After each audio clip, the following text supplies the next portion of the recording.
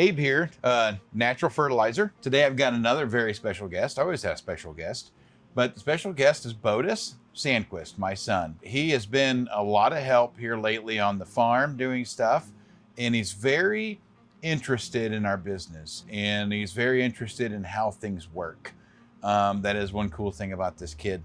He has a number of questions that he wants to ask me, and this could be something, hopefully, and maybe it's questions that that your child may have as well, and we can try to answer those questions. So, Botus, say hello and tell us a little bit about yourself. What do you like? Okay, I'm Botus Sandquist. I'm very excited to do this podcast with him. I've been waiting a long time. But what's one of your favorite hobbies? I love to swim.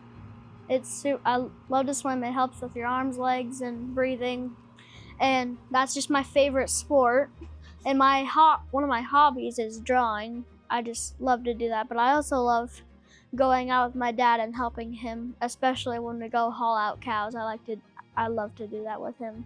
Yep, I like it when you come along too. So, all right, Bo. So you've got some questions, and I have it on my phone. So first question is, why do some plants need more fertilizer than the other plants? Okay, it probably depends on the kind of plant, right? So some plants are legumes that actually have a rhizobial bacteria that forms around the root, and that rhizobial bacteria is able to fixate nitrogen from the air and provide nitrogen to that plant. Monocot or type products like grasses and corns and those things, they don't necessarily naturally have that that type of bacteria that helps. So all crops need certain amount of nutrients. Some crops have a way of fixating their own nutrients, such as nitrogen. Next question.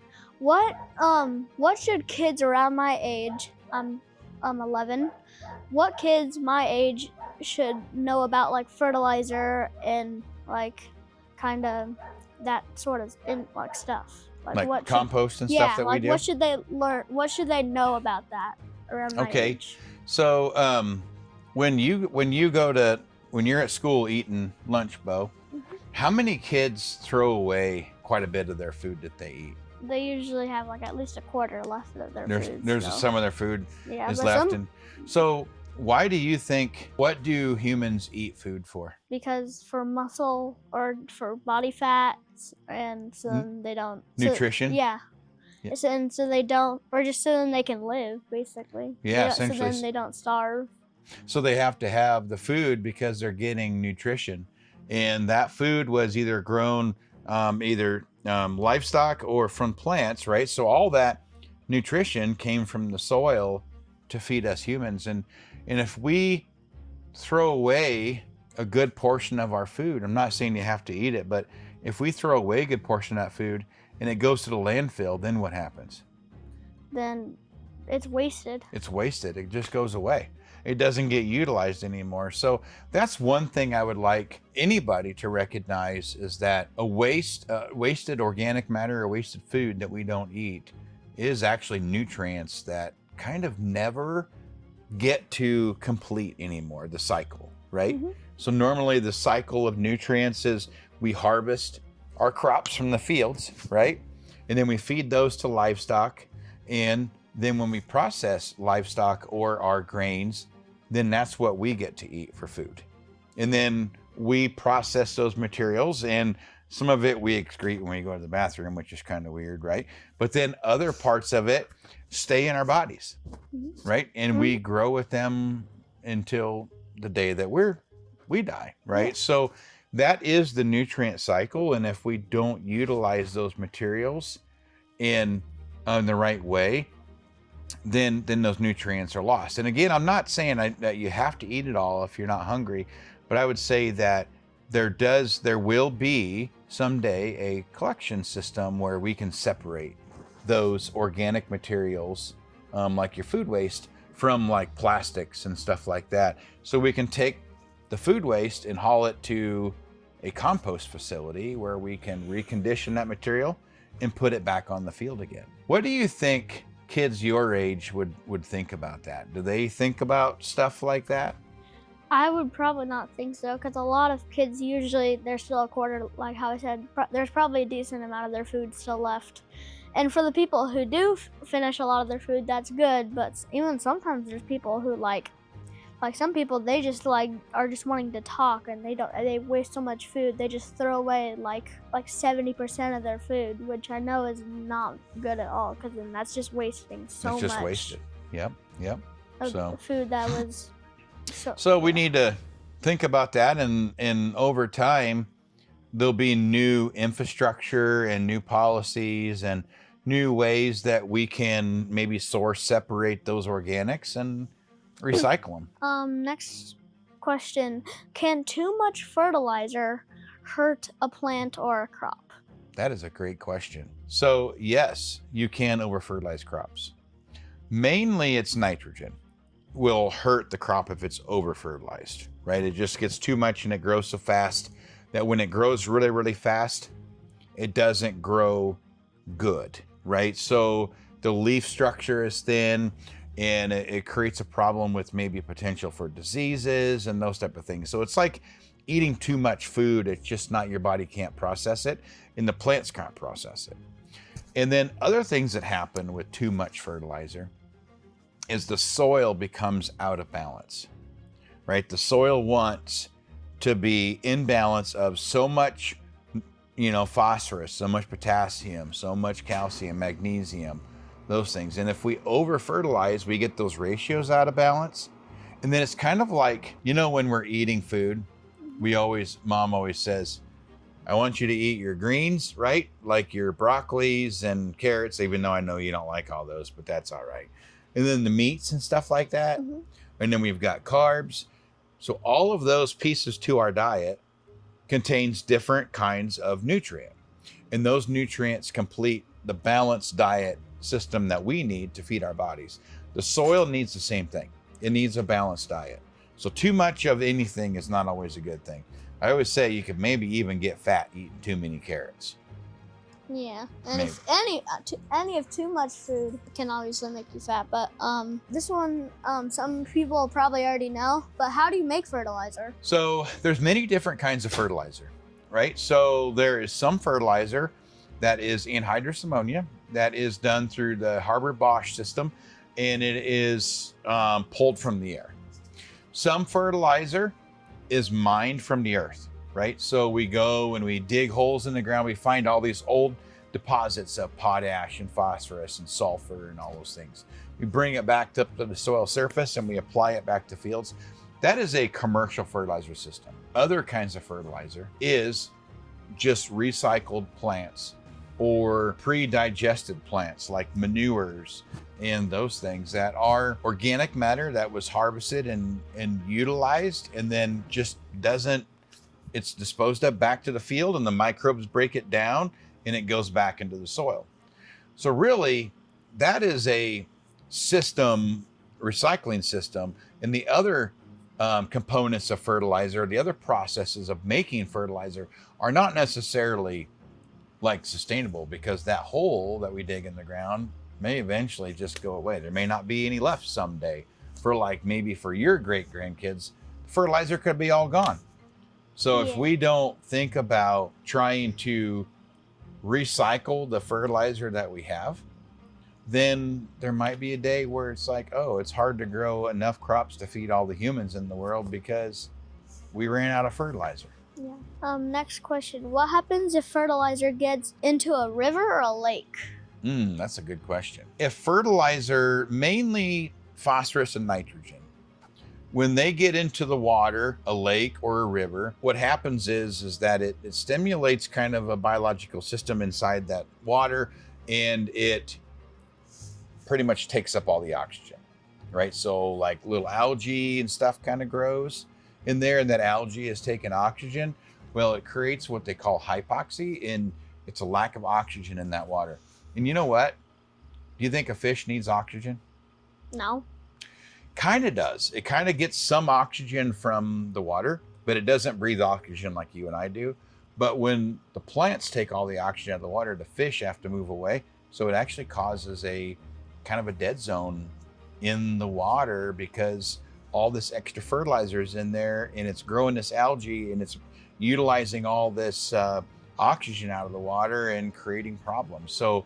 So naturally you'll have soil and different things get into the water, but usually you get more fertilizer in the water when you have heavier fertilizer like applications to fields and stuff. Do farms use the same fertilizer for all crops? Not necessarily, so compost and manure, really, right? That's like natural fertilizer. That is kind of the way it was designed to happen.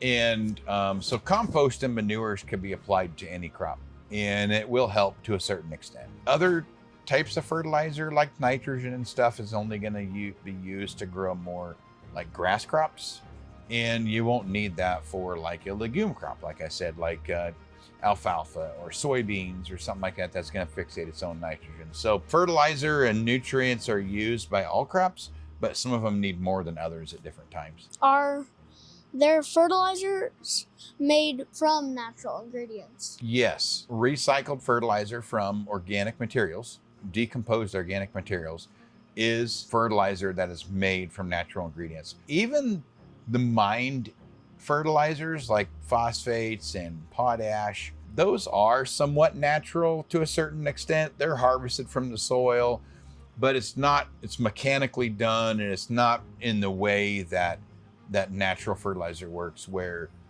we microbial break down organic matter and turn it back to the nutrients that it originally came from. How do you know what fertilizer is best for each type of thing that you're applying it to? Or to each plant? Yeah. Mainly, we just know that based off of the type of the genetics and the type of plant that it is, right? Like I talked about, legume crops don't need nitrogen, but they do need other materials, like a lot of potash and maybe some phosphates.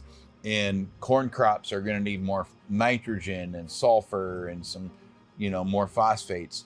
So it's kind of like just the type of plant will help you decide what kind of fertilizer to put on. Why do plants need fertilizer if they already have soil? That is a good question, because a lot of people will say that we don't need to fertilize if we manage our soil better. We really probably don't need as much fertilizer as we do like microbial biological stimulation. So when microbes are little tiny bugs that live inside the soil, and there's all the way from earthworms clear down to just like little tiny bacteria. And those things will slowly eat on like parent material, like rocks and organic matter and different things that are inside the soil. And they'll break it down and release nutrients that the next crop grows. So if the system is working correctly and we harvest from here and we digest these materials through livestock or whatever, and the nutrients come back, you never really have to add fertilizer. The way it was kind of designed, think about all of this land at one time was a prairie, right? There was no houses here. There was tall grass everywhere. There was buffalo and deer and trees and maybe some trees and grass, and there was no humans, right? So when buffalo would roam the earth, they would eat the grass. And then what happens after they eat grass? The grass would grow back. The grass grows back. And what happens to the buffalo? It poops. And then it's fertilizer that grows the next crop. So inside that buffalo's gut, it has all these little proteins and nitrogen and all these and phosphorus, potassium, sulfur, all these different micronutrients that, guess where it got those from? The soil. Because it got it from the plant, the grass. And the grass got it from the soil. And then the buffalo ate it, and then it pooped, and then it grew the next crop. So it was a system that we never had to add fertilizer because it was constantly revolving. The reason why we sometimes have to add fertilizer now is because we harvest from one area, and then we take it to somewhere else, we process it, and then we take it again somewhere else and we feed it to either livestock or humans. And then sometimes those nutrients don't come back. So we're in a constant like harvest and deposit cycle, and not a harvest and then, food and then recycle system, right? We're not in a closed loop system. We're more in a harvest and deposit system. So if we can get to more of a closed loop, we don't need fertilizer as much. If we don't do that, then we're going to have to buy something to replace what we're taking off. Mm-hmm. How often should fertilizer be used? So fertilizer should be used, nitrogen, you use it kind of annually to a certain degree on grass crops. Other than that, what we would recommend is that you take a sample of your soil and we analyze it through a lab that would tell us how much of each nutrient is in that. It's like taking your blood test, right? And figuring out what's all in that and tell us if it's good or bad. We can do that with the soil and figure out how much extra nutrient, how much leftover nutrient is in there. And then we'll know how much to add for the next year. And a lot of this research was done through land grant universities to help humans understand how to grow crops. Because, we have to have crops for us to survive as humans. Can fertilizer be used on house plants? All fertilizer can be used on any type of plant to a certain level.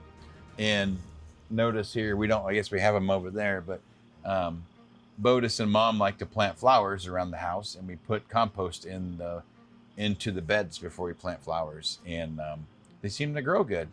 And what's one reason why we need organic matter or compost in our flower beds? One is for the nutrients, right? Yeah. The fertilizer. Mm-hmm. What's another reason, do you think? So it can grow. So it grows. What happens when you put water on it? Does it like soak up the water? Well, it kind of does, but It turns to mud, yeah. right? So what's it's doing is the organic matter is swelling up, and it's storing that water for the plant to use it. And then as plant uses it and the sun dries it, it kind of slowly dries back down again. Then you guys water it and it goes back up. So the soil and compost actually enhances soil doing this way. From that compost actually enhances the soil through adding acting like a sponge, where it'll hold more nutrients and more water. It'll help the plant be more resistant to drought stress and a lot of other factors. What is the most popular fertilizer your company makes? We don't really have a most popular one, but the fertilizers that we do make are natural fertilizers, but then also, and we don't make them, by the way. We kind of do, but we reclaim them and condition them into products that can be utilized by farmers. And so we'll put them in through a process, our composting process, to decompose those organic materials and turn them back to fertilizer. And so compost is one of our favorite ones because it does so many things for the soil. We also make sure we recommend to our clients to use ag lime. And what ag lime does, Bo, is it changes the pH, right? So the pH, the percent hydrogen, we have to have the right kind of pH in your body, the right kind of pH in the soil, and everything kind of revolves around that on the chemistry wise. So if we don't utilize ag limes to adjust our pH, we might not have the nutrient availability that we want. And then another thing we also use is gypsum. Gypsum is a product that helps loosen the soil up, because the soil is like these little clay balls that tie together, and when we put calcium in there, it kind of separates them and makes like little rocks, so then the oxygen can get down through there. And you know why we want oxygen in our soil? Because the microbes that are in there that break down all the organic matter, so then it can they need to breathe. Yeah, so it can So if you squish them all out, then they can't breathe, and they won't go to work making next year's fertilizer. But if you separate the particles, and gypsum is what we use to help with that, then it lets oxygen inside the air spaces, and then the microbes can go to work and they can cycle all those nutrients that we have in the soil. How long does fertilizer stay in the soil for? So a lot of mainly phosphorus stays just like a long time. The only way you can lose phosphorus is if you lose soil. A lot of other nutrients like potassium, sulfur, those things, I mean, they do move with the water, right? So when water goes through the soil profile, it does capture some nutrient and move it on through and carry it lower in the system. But most of the nutrients will stay here if we have a good, stable system working in our soil with organic matter and good CEC ratios and all of those things. Like, what nutrients does plants need the most? Okay, that's a good question. And I'm going to think outside the box here, but so a lot of people in agriculture would say, like agronomists would say, oh, nitrogen. Nitrogen's the one that we need the most. But actually, it's carbon. So carbon, how does a plant get carbon? So if you've learned this in biology class yet, what do humans breathe in? Oxygen. What do they breathe out? Air. No. Carbon dioxide? Carbon dioxide. What do plants breathe in? Oxygen. Carbon dioxide. Carbon dioxide. And what do they breathe out? Oxygen. Oxygen. Sorry, Yeah. I got mixed up. No, that's okay. Yeah. It's really a cycle of plants and animals working together, right? So the plant breathes in carbon, CO2, turns it to carbon, uses sunlight, uses water and nutrients from the soil, and it creates this large factory, if you will, right? That's making carbon and making its organic matter base. And it breathes back out oxygen. And we breathe that oxygen in and breathe back out CO2. So it's almost the opposite. It's the opposite. The crops need humans, and the humans need crops. I mean, it's probably a little more technical than that, but it's a good way for kids to understand how that really works. Mm-hmm. How did your company get started with? Bo, when I was your age, I loved agriculture, right? I loved hanging out with my grandpa and my uncles and my dad. And I learned a lot about livestock, and it's just something I always wanted to do. I always wanted to be a farmer, right? And so I went to school to be an agronomist. And so I can so I can help farmers, like learn how to put, what kind of fertilizers to put on and how to protect their crops and stuff like that. And so then I went to work for the Natural Resource Conservation Service. And it's a government agency that helps farmers understand like how to improve soil, water, air, plants, and animals, right? So to help them improve all the different aspects of the living systems on the planet. And when I went to work for that business, that organization, I learned a lot of things, and I thought, I want to go on my own, and I want to start a business that helps farmers, because I feel like I found a niche that needs to be captured, right? That needs to be, I need to educate people about how we need to utilize these leftover organic materials like manures and other byproducts. So, I never thought I would be doing what I do. When I was your age, I never would have thought that. Even when I was in high school, I never would have thought that. But now I'm so glad that I was giving a path in life to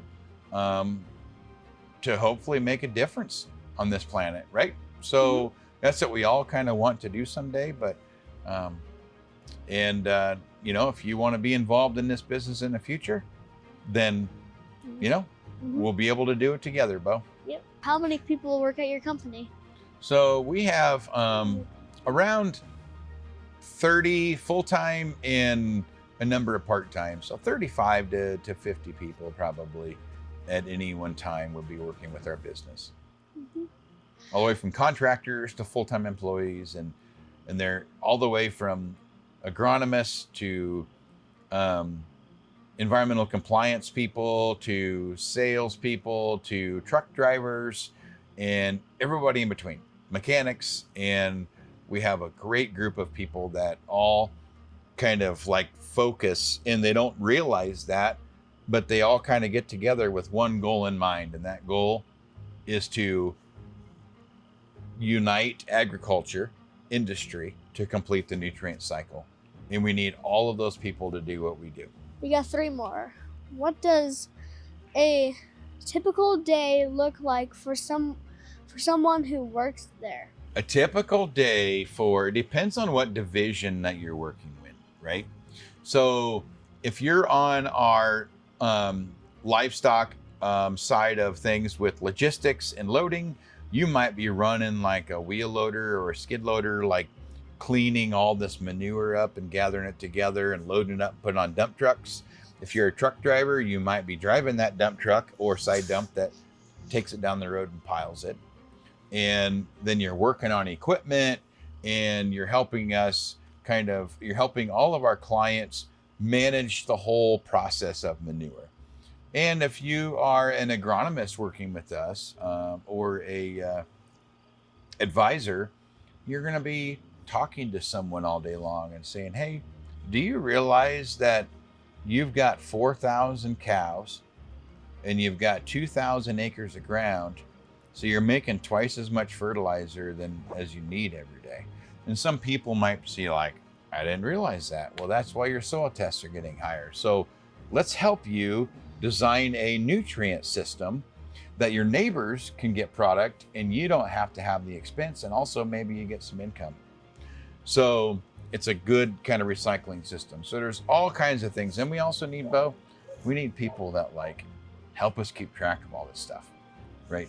Keep track of where all the nutrients are going to help with environmental compliances. Like people at the they're like almost like on the computer. Stuff. Yep. They're helping us like keep track of where all the materials are going and helping us with all the paperwork that needs to be filed. And then we have teams that help us with all the financial side of making sure all of our employees are paid on time, and making sure all of our taxes are paid, and making sure all of our insurances are done. And so it takes a large array of talent to run any organization. And again, we are so proud of the people that we have. Last one. Why did you decide to make this, to make fertilizer? We all go get jobs to make money, right? That's what we have to do, right? So that is kind of how it works, because you have to have money to live. It takes it. But if you can have money and make a solid impact on something, and someday retire, or when you're finally done and thinking, you know, I might have just hauled manure every day, but I was part of something that had meaning and purpose. And I particularly like finding large problems and trying to figure out ways to solve it. And I might not have all the answers, but I have a lot of team members around me that help me with these answers, all the way from people that I work with that help me with designing equipment and helping making sure that we're applying these materials at the right rates and getting the work done.